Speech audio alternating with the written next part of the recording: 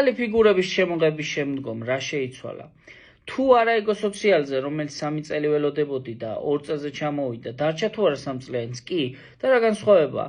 თუ შენ მაგალითად ჩაწერას არ გააკონტროლებ და ერთ შემთხვევაში 90 დღეზე ვერ გააკონტროლებ და 90 დღეზე წყვეტა გექნება და მეტი გექნება, ანუ 120 დღე, მაშინ ისევ 3 წელი მოგიწევს ლოდინი.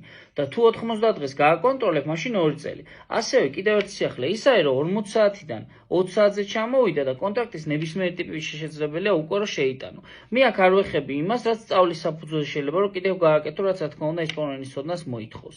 აქედან გამომდინარე, მინდა რომ ყურადღებით გაითვალისწინო, რომ წყვეტა ჩაწერის დროს ძალიან დიდ როლს ასრულებს იმისთან დაკავშირებით, შენ 2 წელს შეიტანო საბუთებს თუ 3 წელიწადში. ასე რომ ჩემი რჩევა იქნება, სანამ ასეთ გადაწყვეტილებას მიიღებ, ან დოკუმენტებს შეიტან, იურიდიული კონსულტაცია გაიარო, ან ნებისმიერი კითხვა თუ გექნება, ან იურიდიული კონსულტაციისთვის მომწერე ქვევით მითითებულ ნომერზე, ნებისმიერი კითხვა რაც გექნება, კიდევ ასევე გამითე კომენტარებში. მადლობა შენი ყურადღებისთვის. ნახვამდის.